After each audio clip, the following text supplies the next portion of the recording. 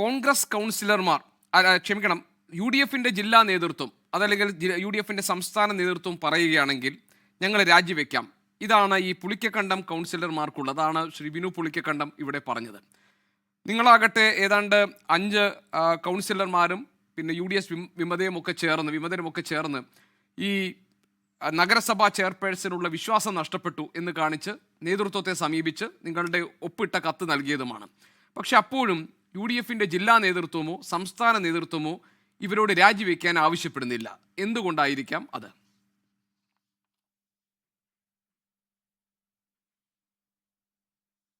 തീർച്ചയായിട്ടും ഈ കാര്യങ്ങൾ ഉണ്ടാകുന്നത് ഇവിടെ ബിനു അല്പം മുമ്പ് പറഞ്ഞു. ഇവിടെ എല്ലാ കാര്യങ്ങളും വളരെ സുതാര്യമായിട്ടാണ് നടക്കുന്നത്, എല്ലാം ആലോചനകളുണ്ട് എന്നൊക്കെ പറഞ്ഞു. അങ്ങനെയെങ്കിൽ എന്തുകൊണ്ടാണ് നാട്ടിലെ ഒരു ചെറിയ പ്രശ്നമായ ഈ ഓട്ടോറിക്ഷ സ്റ്റാൻഡിൻ്റെ പ്രശ്നം നമുക്ക് ചർച്ചയ്ക്ക് കൊണ്ടുവരാൻ അജണ്ട വയ്ക്കുമ്പം അദ്ദേഹം ഞങ്ങളെ കയ്യേറ്റം ചെയ്യുന്ന സാഹചര്യത്തിലേക്ക് വരുന്നത്? അപ്പോൾ അദ്ദേഹം ഒത്തിരി കാര്യങ്ങൾ മറയ്ക്കുന്നുണ്ട്. അദ്ദേഹം പല കാര്യങ്ങളും റിപ്പോർട്ട് ഇവിടുന്ന് പോകുന്നു, അല്ലെങ്കിൽ അങ്ങനെ ആയിരിക്കും. ഉന്നത നേതൃത്വം കാര്യങ്ങൾ യഥാർത്ഥത്തിൽ ഈ ദിവസങ്ങളിലാണ് കൃത്യമായ കാര്യങ്ങൾ മനസ്സിലാക്കി വരുന്നു എന്നാണ് എനിക്ക് അറിയാനുള്ളത്. അതുകൊണ്ട് ഇദ്ദേഹം ഇപ്പോഴത്തെ ഒരു സിറ്റുവേഷൻ അദ്ദേഹം പറഞ്ഞല്ലോ, തലയിൽ മുണ്ടിട്ട് നടക്കുന്ന ഒരു കാര്യം അദ്ദേഹം മനസ്സിലാക്കുക. ഞാൻ ഈ തൊട്ടടുത്ത പഞ്ചായത്തുകൾ ഏതോ വലിയ ദൂരം അദ്ദേഹം ഒന്ന് അന്വേഷിക്കണം. ഞാൻ എവിടുന്നാണ് വന്നത്, സഹ കൗൺസിലർ എവിടുത്തുകാരനൊന്ന് അന്വേഷിക്കുന്നത് നല്ലതാണ്. കടനാട് പഞ്ചായത്തിലും തലപ്പലം പഞ്ചായത്തിലും ഇത് തൊട്ടടുത്ത തലപ്പലം പഞ്ചായത്തില് കോൺഗ്രസിന്റെ വേദിയായിട്ട് ഇത് ഉപയോഗിക്കുന്നെങ്കിൽ സജി ജോസഫിനോട് ചോദിച്ചാൽ മതി. ഞാൻ എന്നെ പറ്റി പറയുക, ഞാൻ എന്നെ പറ്റിയാ പറയുന്നത്.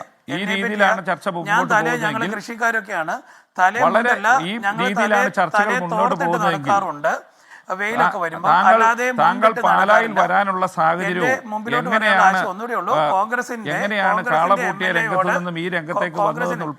ഏത് സാഹചര്യവും ഞാൻ വളരെ മര്യാദയ്ക്ക് പറയുന്നു. ആവശ്യമില്ലാത്ത കാര്യങ്ങളും അസത്യമായ കാര്യങ്ങളും പറഞ്ഞ് ചർച്ച മുമ്പോട്ട് പോകാനാണെങ്കിൽ അതിനെ അതേ രീതിയിൽ തന്നെ മറുപടി തരാൻ സാധിക്കും.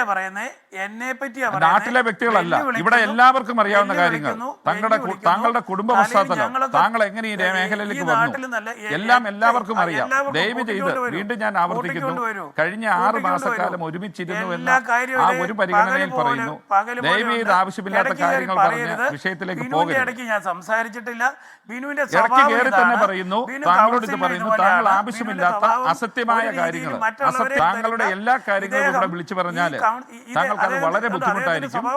താങ്കളുടെ ബാക്ക്ഗ്രൗണ്ട് ഉൾപ്പെടെ, താങ്കളുടെ കുടുംബ പശ്ചാത്തലം ഉൾപ്പെടെ, താങ്കൾ ഇവിടെ വരാനുള്ള സാഹചര്യം ഉൾപ്പെടെ, എന്തുകൊണ്ട് എങ്ങനെ പാലാ അരമനയുടെ ബിൽഡിംഗിൽ താങ്കൾക്ക് എങ്ങനെ മുറി കിട്ടിയെന്ന് ഉൾപ്പെടെ ഇവിടെ പറയേണ്ടി വരും. ദയവ് ചെയ്ത് അത്തരം കാര്യങ്ങളിലേക്ക് കടക്കാൻ ദയവ് ചെയ്ത് നിർബന്ധിക്കരുത്. വീണ്ടും ഒരു അപേക്ഷയായിട്ട് തന്നെ പറയുന്നു. കേരള പോലീസിന് പരിശോധിക്കാം, പൊതുജനത്തിന് ഇത് മുഴുവൻ ഞങ്ങളുടെ കാര്യങ്ങൾ പരിശോധിക്കാനൊന്നുമില്ല, എല്ലാവർക്കും അറിയാവുന്ന കാര്യമല്ലേ.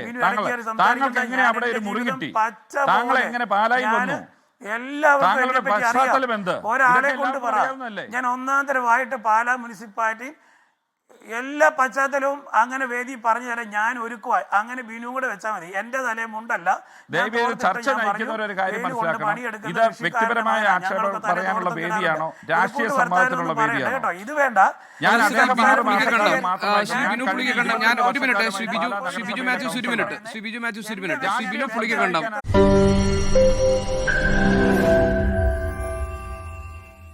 ലോകത്തെവിടെയായാലും ഏത് സമയത്തും 24 വാർത്തകളും ഓഗ്മെന്റഡ് റിയാലിറ്റി പാക്കേജുകളും എക്സ്പ്ലെയിനറുകളും വിശദമായി കാണാൻ ഞങ്ങളുടെ യൂട്യൂബ് ചാനൽ നിങ്ങൾക്ക് സബ്സ്ക്രൈബ് ചെയ്യാം.